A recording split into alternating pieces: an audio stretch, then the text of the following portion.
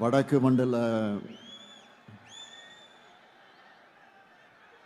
குழுவினருக்காக நடைபெறக்கூடிய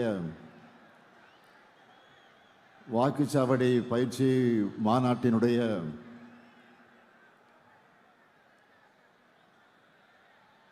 இந்த சிறப்பான நிகழ்ச்சியை ஏற்பாடு செய்து இங்கே எனக்கு முன்னால் வரவேற்புரை நல்கியிருக்கக்கூடிய வடக்கு மண்டலத்தினுடைய தேர்தல் பொறுப்பாளர் மாண்புமிகு அமைச்சர் ஏவா வேலு அவர்களே,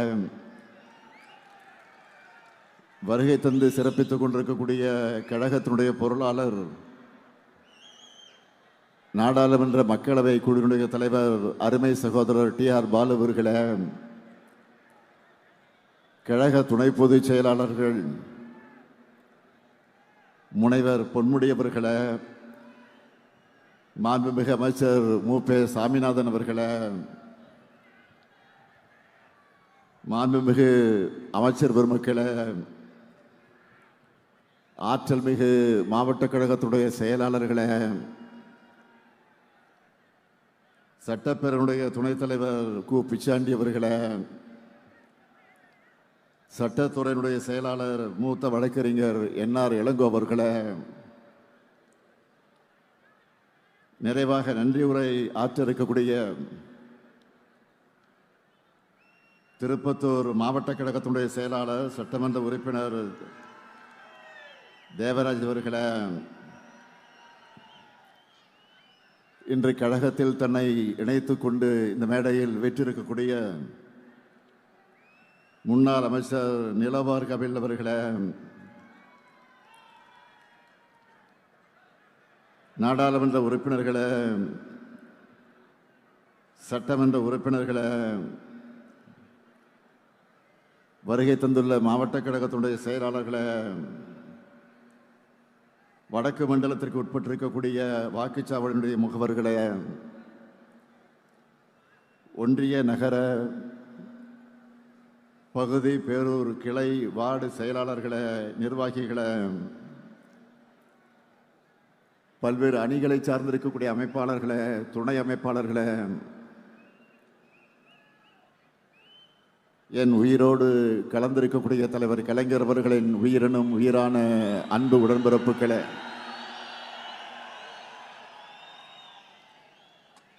உங்கள் அனைவருக்கும் என்னுடைய அன்பான வணக்கம்.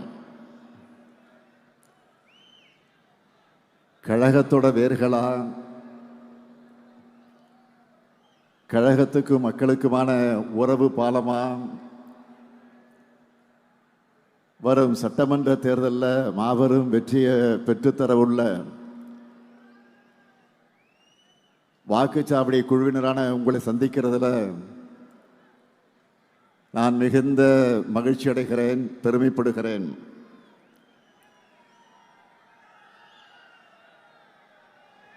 கருப்பு சிறப்பு துண்டோட தேர்தல் களத்திற்கு தயாராக இருக்கிற உங்களை பார்க்கும்போது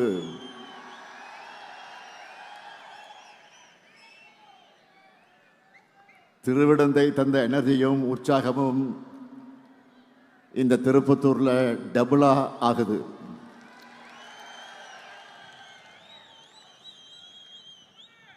உங்க கான்ஃபிடன்ஸ் லெவலை பார்க்கும்போதே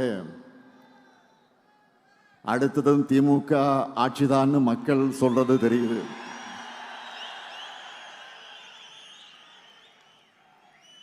அடுத்தடுத்து நாம் அறிவிக்கிற திட்டங்களையும், அடுத்து நடக்க போற மதுரை கோவை பயிற்சி கூட்டங்களையும் இந்த எனர்ஜியும் உற்சாகமும் கூடிக்கொண்டே போகும். அதுக்கு நான் கேரண்டி. வடக்கு மண்டல BLA 2, BLC, BDA வாக்குச்சாவடி குழுவினருக்கான என் வாக்குச்சாவடி வெற்றி வாக்குச்சாவடி பயிற்சி நிகழ்ச்சி மாநாட்டை போல ஏற்பாடு செஞ்சு அசத்தி இருக்கக்கூடிய வடக்கு மண்டல பொறுப்பாளர் மாண்புமிகு அமைச்சர் எதிலும் வல்லவர் ஏவா வேலுவர்களுக்கு என்னுடைய பாராட்டுக்கள், வாழ்த்துக்கள். அவரோடு தோளோடு தோல் நின்ற ஆற்றல் மிகு மாவட்ட கழகத்தினுடைய செயலாளர்கள், இயக்கத்தினுடைய முன்னோடிகள், நிர்வாகிகள் அனைவருக்கும் வாழ்த்துக்களோடு தலைமை கழகத்தின் சார்பில் என்னுடைய இதயபூர்வமான நன்றியை நான் தெரிவித்துக் கொள்ள விரும்புகிறேன். திருவண்ணாமலை மாவட்டத்தினுடைய தொகுதிகள் 8 தொகுதிகள், வேலூர் மாவட்டத்தினுடைய தொகுதிகள் 5 தொகுதிகள், தருமபுரி மாவட்டத்தினுடைய தொகுதிகள் 5 தொகுதிகள், கிருஷ்ணகிரி மாவட்டத்தினுடைய தொகுதிகள் 6 தொகுதிகள்,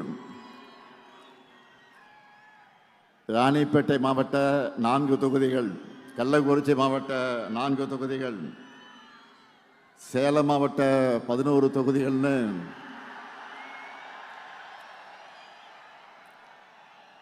இந்த மாநாட்டுக்கு வந்திருக்கக்கூடிய நீங்க உங்களுடைய 40 தொகுதிகளையும் மதச்சார்பற்ற முற்போக்கு கூட்டணி வெற்றி பெற வைக்க தயாராக இருக்கீங்களா? தயாரா இருக்கீங்களா? வடக்கு மண்டலத்தில் எல்லா தொகுதிகளையும் திமுக கூட்டணி வெற்றி பெற்றது என்ற செய்தி தான் ரிசல்ட் அன்னைக்கு டிவியில் நாம பார்க்கணும்.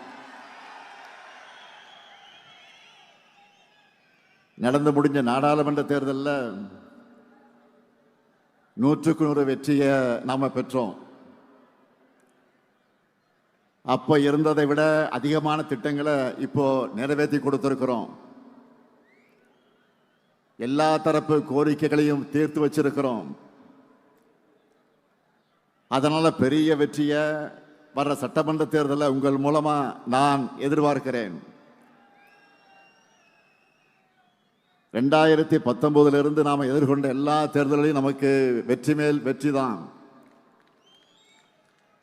அதுவும் சாதாரண வெற்றி அல்ல, சதிகளை முறியடிச்ச சரித்திர வெற்றி. ஒவ்வொன்றும் எதிரிகளை கலங்கடிக்கக்கூடிய வெற்றி. இந்தியா முழுக்க எந்த ட்ரெண்ட் இருந்தாலும் தமிழ்நாட்டுடைய நிரந்தர ட்ரெண்ட் பிளாக் அண்ட் ரெட் தான், கருப்பு சிவப்பு தான். 2026 சட்டமன்ற தேர்தலையும் நாம தான்.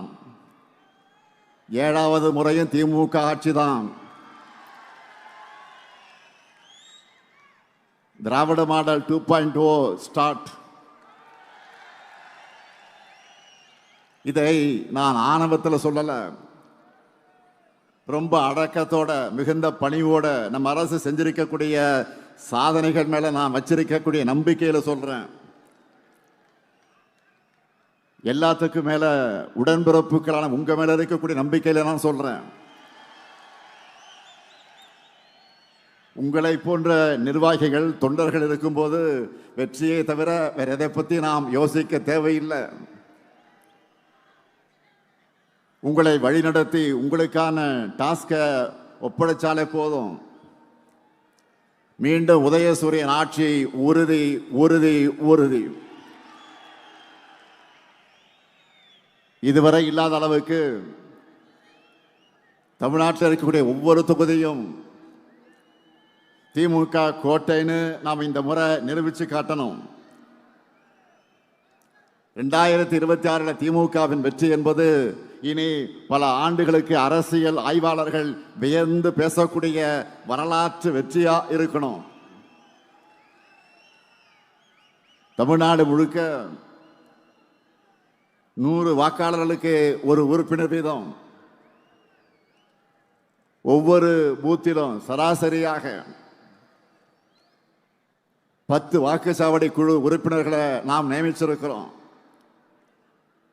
தமிழ்நாட்டில் மொத்தம் எத்தனை பூத் இருக்கு? 75,000 பூத் இருக்கு. இப்படி ஒவ்வொரு பூத்திலையும் நாம் செட் பண்ணி இருக்கக்கூடிய மினிமம் டார்கெட் 350 வாக்குகள். இந்த டார்கெட்டை நாம் அச்சீவ் பண்ணால 2,60,00,000 வாக்குகளுக்கு மேல் நாம் வாங்கிடுவோம். இந்த தேர்தலில் 2,50,00,000 வாக்குகளுக்கு குறையாம நாம் வாங்கியே ஆகணும். இதை நடத்தி காட்டுவது உங்களின் பொறுப்பு. உங்களுக்கு வேண்டிய எல்லா உதவிகளையும் செஞ்சு தரது என்னுடைய பொறுப்பு. 2,50,00,000 அப்படின்னு நினைச்சு யாரும் மலைக்க வேண்டாம், யோசிக்க வேண்டாம். இங்க வந்திருக்கக்கூடிய ஒவ்வொருத்தரும் தலா 40 அல்லது 50 வாக்குகளுக்கு பொறுப்பேற்றுக்கிட்டா அவ்வளவுதான், சிம்பிள். ஒவ்வொருத்தரும் அவங்களுக்கு அசைன்மெண்ட் இருக்கக்கூடிய 50 வாக்குகளை பெற்று தந்தாலே போதும். நம்ம டார்கெட்டை அச்சீவ் பண்ணிடுவோம். 200 தொகுதிகள் நிச்சயம். 200 தொகுதிகளுக்கு மேல ஜெயிக்கிறது தான் நம்முடைய லட்சியம். அதுக்கு முதல்ல 2 மாசம் ஓய்வை மறந்து உழைக்கணும். தேர்தலுக்குள்ள நீங்க ஒவ்வொருத்தரும் 100 வாக்காளர்களை குறைஞ்சது 5 முறையாவது நேரில் சந்திக்கணும்.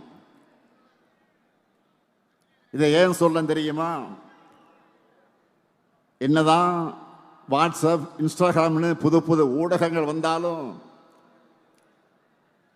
நேரில் சந்திச்சு மக்கள்கிட்ட பணிவா வாக்கு கேட்கிற பிரச்சாரத்திற்கு எதுவும் ஈடாகாது. அதனால தான் நான் திரும்ப திரும்ப சொல்றேன்,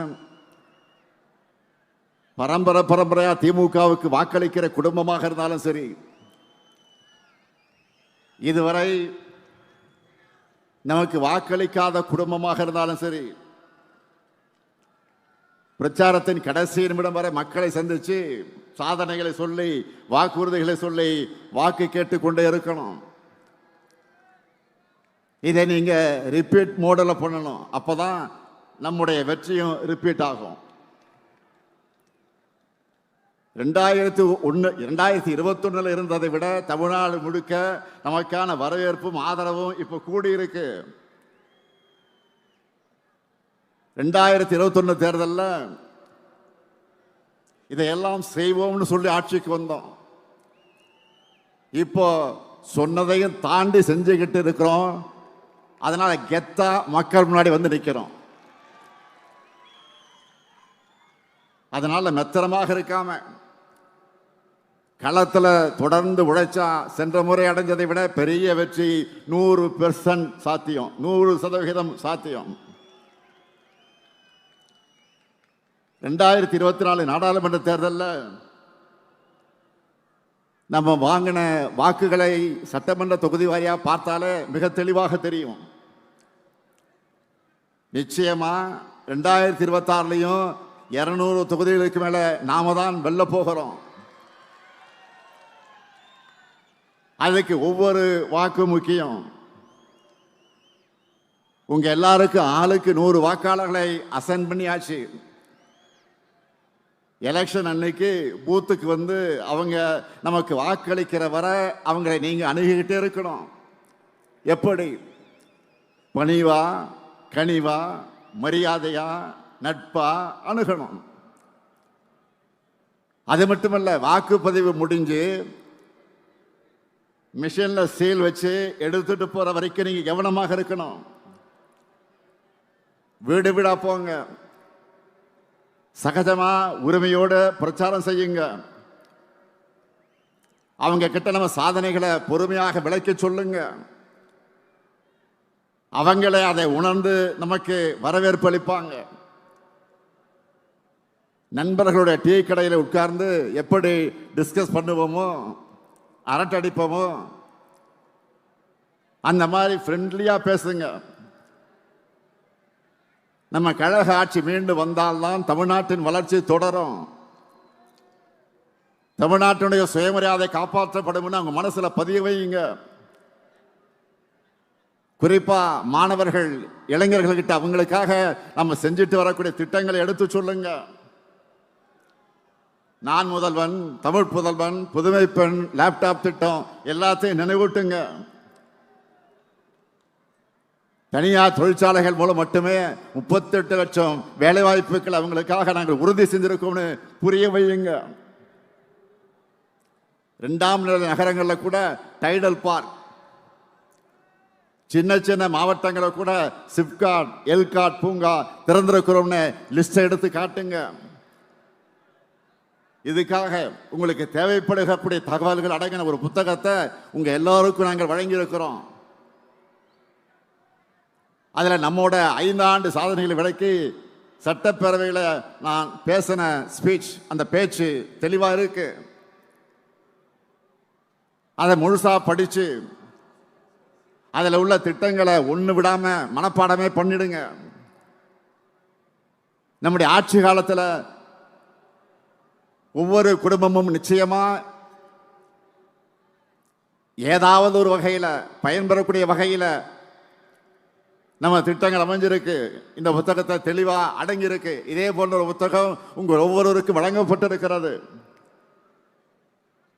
அவையெல்லாம் அவங்க வீட்டினுடைய ஒரு அங்கமாக இருக்கிற மாதிரி நோட்டீஸ் அடிச்சு கொடுங்க. அடுத்த 2 மாசம் எந்த பக்கம் திரும்பினாலும் எந்த வீட்டுக்குள்ள நுழைஞ்சாலும் அவங்க டிஎம்கே பிராண்ட் தான் தெரியணும், மறந்துடாதீங்க. தெருமுனை கூட்டங்கள், திண்ணை பிரச்சாரங்களை மேற்கொள்ளணும்.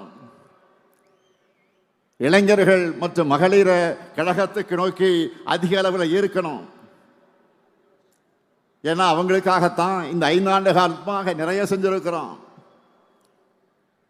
ஒவ்வொரு தனி மனிதனின் கோரிக்கையும் எண்ணத்தையும் நம்ம திட்டங்கள் மூலமாக செயல்படுத்தி கொண்டிருக்கிறோம். கலைஞர் மகளிர் உரிமை திட்டம், காலை உணவு திட்டம், புதுமை பெண் திட்டம், தமிழ் புதல்வன் திட்டம், நான் முதல்வன் திட்டம், இல்லம் தேடி கல்வி திட்டம், எண்ணும் எழுத்தும் திட்டம், குறு சிறு நிறுவனங்களுக்காக கடன் உத்தரவாத திட்டம், கலைஞரின் அனைத்து கிராம ஒருங்கிணைந்த வேளாண் வளர்ச்சி திட்டம், கலைஞர் நகர்ப்புற மேம்பாட்டு திட்டம், உங்களுடன் ஸ்டாலின், நலன் காக்கும் ஸ்டாலின், மக்களை தேடி மருத்துவம், இன்னுயிர் காப்போம், நம்மை காக்க 48 இறக்குது. பாதம் காப்போம், இதயம் காப்போம், கலைஞர் கைவினை திட்டம், ஊட்டச்சத்தை உறுதிசை திட்டம், மகளிர் விடியல் பயணம், கலைஞர் கனவு இல்லம், அன்பு கரங்கள், அன்பு சோலை, தோழி விடுதிகள்.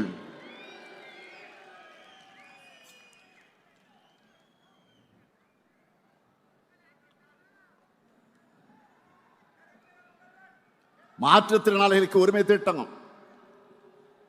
உள்ளாட்சி அமைப்புகளில் மாற்றுத்திறனாளிகளுக்கு நேரடி நியமனம், முதலமைச்சர் கோப்பை, அயோத்திதாச பண்டிதர் குடியிருப்பு மேம்பாட்டு திட்டம், தொல்காப்பி தொல்குடி திட்டம், டாக்டர் கலைஞர் விளையாட்டு உபகரணங்கள் வழங்கக்கூடிய திட்டம், பேராசிரியர் அன்பழகனார் கல்வி உட்கட்டமைப்பு மேம்பாட்டு திட்டம், பெருந்தலைவர் காமராஜர் கல்லூரி மேம்பாட்டு திட்டம், அண்ணல் அம்பேத்கர் தொழில் முன்னோடிகள் திட்டம், முதலமைச்சரின் தாய் மாணவர் திட்டம், முதலமைச்சரின் கிராம சாலை மேம்பாட்டு திட்டம், கல்லூரி மாணவர்களுக்கு லேப்டாப் திட்டம். உங்க கனவை சொல்லுங்க.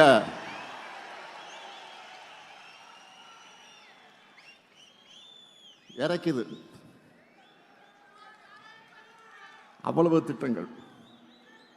3000 ரூபாய் பொங்கல் தொகுப்பு, இப்படி சொல்லிக்கொண்டே போகலாம். இதையெல்லாம் நினைவூட்டுங்க. மக்கள் நலத்திட்டங்கள் எந்த தடையும் இல்லாம மக்களுக்கு கிடைக்கணும்னு நம்ம அட்வான்ஸா செயல்படுற காரணத்தால தான் இப்போ டேக் ஆஃப் த நேஷன். நேற்று கால விடிஞ்சதும் 1,31,00,000 பெண்கள் முகத்திலையும் ஒரு சேர புன்னகை கொண்டு வந்திருக்கிறோமே.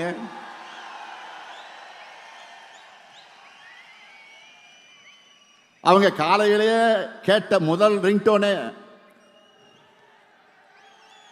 5,000 ரூபாய் கலைஞர் மகளிர் உரிமை தொகை அவங்க அக்கௌண்ட்ல வந்திருக்கான மெசேஜ் டோன் தான். ஏன் மாதம் மாதம் தரோம், ஏன் இந்த மாதம் 5,000 கொடுக்கிறோம்னு தெளிவா விளக்கி நேற்று காலையில் நான் வீடியோவும் வெளியிட்டிருக்கிறேன். தேர்தலை காரணம் காட்டி மகளிர் உரிமை தொகையை தடுக்க நினைச்ச சதியை முறியடிச்சிருக்கிறோம். நீங்க அந்த செய்தியை பார்த்திருப்பீங்க. பாஜகவை சேர்ந்த ஒருத்தரை வச்சு உச்சநீதிமன்றத்தில் வழக்கை தொடர்ந்து தேர்தல் நெருக்கத்தில் மக்கள் நல திட்டங்களை நிறுத்தணும்னு திட்டம் போட்டாங்க. அதாவது ஒன்றிய பாஜக அரசை பொறுத்த வரைக்கும் அவங்களுக்கு மக்களுக்கு நல்லது செய்ய மாட்டாங்க, நல்லது செய்ய விட மாட்டாங்க. தமிழ்நாட்டு மகளிருக்காக நான் கொடுத்த உறுதிமொழிதான் உரிமை தொகை. அதுக்கு தடை போட நான் விட்டுருவேனா? அதனாலதான் மக்களுக்கு சர்ப்ரைஸ் கொடுத்து மக்கள் விரோதிகளுக்கு ஷாக் கொடுத்தோம். இதுதான் இந்த முத்துவேல் கருணாநிதி ஸ்டாலினுடைய ஸ்டைல்.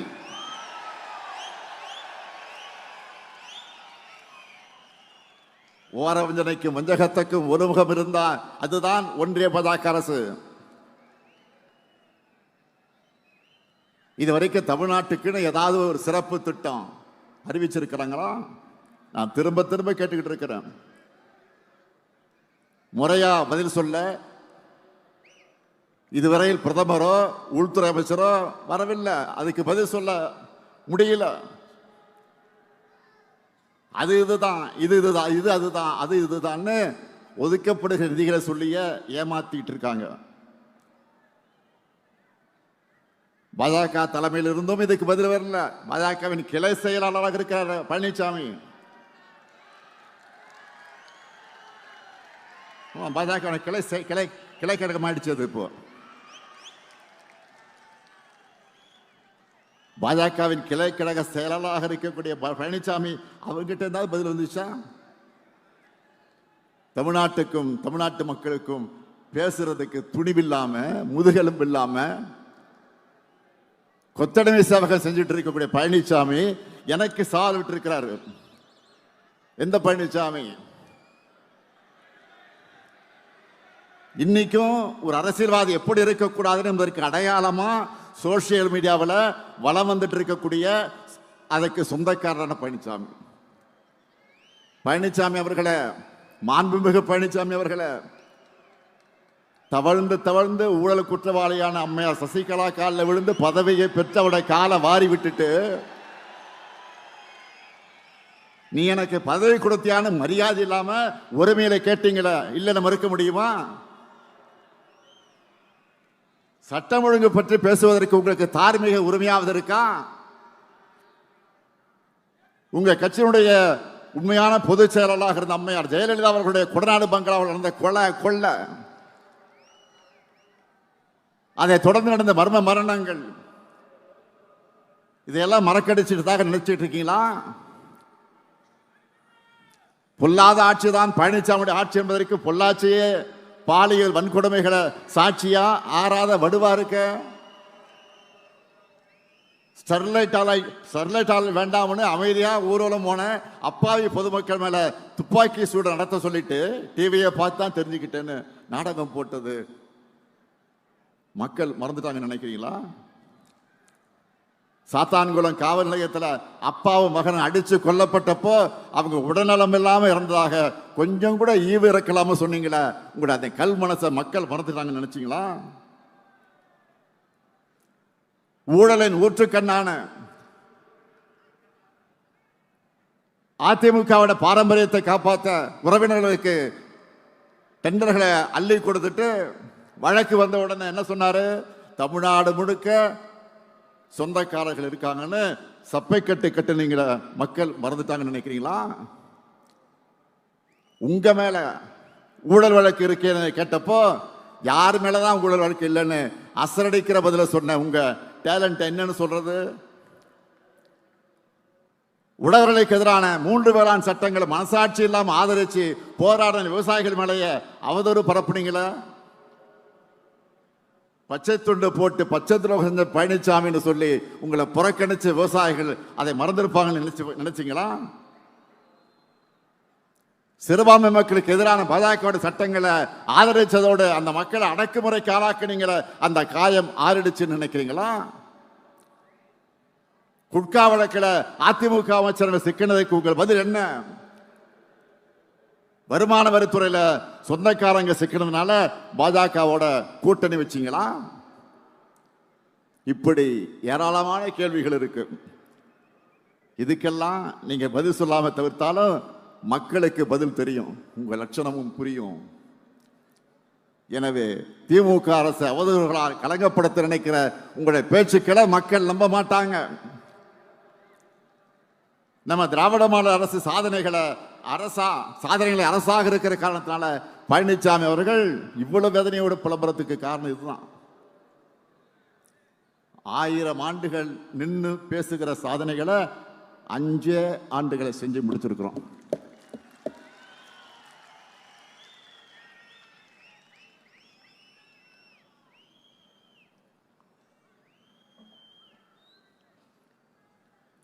யூடியூப்லையும் சோசியல் மீடியாக்களையும் பாருங்க, வட மாநில சேனல்கள்லாம் எப்படி இப்படி சாதனைகளை செய்யக்கூடிய அரசு இந்தியாவிலே இல்லைன்னு நம்ம திராவிட மாடல் அரசை பாராட்டி ஒரு சிறப்பான ஆட்சிக்கு அடையாளம் இதுதான் தமிழ்நாட்டு அரசுன்னு சொல்லி ஒரு எக்ஸாம்பிளா காட்டிட்டு இருக்கிறாங்க. நான் மட்டும் இல்லை, இங்க இருக்கிற ஒவ்வொருத்தரும் நெஞ்ச நிமித்தி சொல்லலாம், தமிழ்நாட்டு வரலாற்றிலேயே நம்ம கவர்மெண்ட் மாதிரி சாதனைகள் செஞ்ச அரசே கிடையாது. ஒட்டுமொத்த தமிழ்நாட்டுக்கு செஞ்ச திட்டங்களை மட்டும் இல்லை, ஒவ்வொரு மாவட்டத்துக்கும் தொகுதிக்கும் நிறைவேற்றப்பட்டிருக்கக்கூடிய சாதனைகளை நம்ம பட்டியலிட்டு சொல்லிட முடியும். நல்லா புரிஞ்சுக்குங்க, நாம போராடுறது திராவிட முன்னேற்ற கழகத்துடைய வெற்றிக்காக மட்டும் இல்ல, தமிழ்நாட்டுடைய வெற்றிக்காக. பாஜகவுடைய டப்பா இன்ஜின் முன்னாடி நம்முடைய திராவிட மாடல் சூப்பர் ஃபாஸ்ட் என்ஜின் ஒருபோதும் தலைகுனியாது. இந்த உறுதியை தமிழ்நாட்டில் இருக்கக்கூடிய ஒவ்வொரு வீட்டுக்கும் ஒவ்வொரு வாக்காளருக்கும் ஏற்படுத்த வேண்டியது உங்களுடைய பணி. களப்பணிதான் உங்களுடைய முழு பணி. நீங்க உழைக்கிற ஒவ்வொரு நிமிடமும் ஒரு புது வாக்கு நமக்கு வரும். மக்களை சந்திக்கிறப்போ நம்முடைய சாதனைகளை சொன்னால் மட்டும் போதாது, ஒன்றிய பாஜக அரசுடைய துரோகங்களையும் வெளிச்சம் போட்டு காட்டணும். டப்பா என்ஜின்ல ஏறி கொத்தடிமைகள் மூலமா தமிழ்நாட்டுக்குள்ள புறவாசல் வழியா நுழைய நினைக்கிற பாஜகவுடைய எண்ணத்தை தடுத்து நிறுத்தணும். தமிழ்நாட்டுக்கு பரப்புரைக்கு வர்ற பிரதமர் தமிழ்நாட்டுக்குன்னு இந்த சாதனைகள்லாம் செஞ்சிருக்கணும்னு சொல்றாரா? இருந்தா தானே சொல்ல முடியும். அண்மையில் ஒன்றிய அரசுடைய பட்ஜெட் வெளியிட்டாங்களே, அதுல தமிழ்நாட்டுக்குன்னு ஏதாவது சிறப்பு திட்டங்களை அறிவிச்சாங்களா? இதை தட்டி கேட்கிற துணிச்சலோ தைரியமோ பழனிசாமி அவர்களுக்கு இருக்கா? அவரை பொறுத்த வரைக்கும் போடு தோப்புக்காரன்னு சொன்னா ஸ்டாப் சொல்ற வரைக்கும் நான் ஸ்டாப்பா பெல்ட் அடிப்பார். எல்லா துரோகத்தையும் பண்ணிட்டு கூட்டணி தர்மத்துக்காகத்தான் தமிழ்நாடு உரிமைகளை அடகு வச்சேன்னு கொஞ்சம் கூட கூச்சமே இல்லாம சொல்லுவார். இதையெல்லாம் நல்லா உணர்ந்துதான் அவருடைய தலைமையை அவருடைய கூட்டணியினரை ஏத்துக்கல. எல்லாரும் ஒரிஜினல் ஓனரா பாஜக கிட்ட நேரடியாக சரண்டர் ஆகிறாங்க. எனவே அதிமுக என்பது பாஜக டிராவல் பண்றதுக்கு யூஸ் பண்ணிக்கிற ஒரு கிளை அமைப்பு என்பது மக்கள் கிட்ட அம்பலப்படுத்தணும். தமிழ்நாடு என்ற பெயரையே மாத்திரன்னு துடிக்கிறவங்க தமிழ்நாட்டுக்குள்ள வந்தா அவங்களுடைய சதி திட்டங்கள் எப்படிப்பட்டதா இருக்கும்னு மக்களுக்கு நீங்கள் புரிய வைக்கணும். இந்த சதியை உணராம நம்மோட மதச்சார்பற்ற முற்போக்கு கூட்டணி தவிர வேற யாருக்கும் வாக்களிச்சாலும் இன்னைக்கு நாம செஞ்சிட்டு இருக்கக்கூடிய அத்தனை நல்ல திட்டங்களை நிறுத்திடுவாங்கன்னு மக்களுக்கு நீங்கள் புரிய வைக்கணும். எனவே திராவிட மாடல் 2.0 ஆட்சி அமைக்க, அந்த ஆட்சி அமைக்க வேண்டும் என்ற நம்மோட இலக்கை நீங்க எல்லோரும் உங்க நெஞ்சங்களை ஏந்தி அந்த இலக்கை அடைய ஒற்றுமையா பணியாற்றணும். நம்ம இலக்கு எவ்வளவு? 200 தொகுதிகள். நம்ம இலக்கு எவ்வளவு? 200 தொகுதிகளை வெற்றி பெறணும்னா என்ன தேவை? ஓய்வில்லாத உழைப்பு. வேட்பாளரை அறிவிக்கிற பொறுப்பை தலைமை கழகம் பார்த்துக்கும். வெற்றி பெறக்கூடியவர் தான் வேட்பாளர், திறமை உள்ளவர் தான் வேட்பாளர். அவரை சட்டமன்றத்துக்கு அனுப்ப வேண்டியது உங்கள் கடமை. 7வது முறையும் கழக ஆட்சி அமைத்தது என்ற வரலாற்றை எழுத வீரியத்தோடு செயல்படுங்க. மீண்டும் சொல்லுகிறேன், தமிழ்நாடு அணியா டெல்லி அணியா என்ற இந்த ஜனநாயக போர்ல அரசியல் வெறுப்புகளுக்கு அப்பாற்பட்டு நம்முடைய தாய் தமிழ்நாட்டை காக்க அனைவரும் திமுக தலைமையிலான மதச்சார்பற்ற முற்போக்கு கூட்டணியை ஆதரிக்கணும். அதுக்கான அத்தனை கலப்பணையும் நீங்க இடைவிடாமல் செய்யணும். தொடர்ந்து வெல்ல உழைப்போம், மீண்டும் வெல்வோம், மீண்டும் மீண்டும் வெல்வோம், வெல்வோம் ஒன்றாக. நன்றி, வணக்கம்.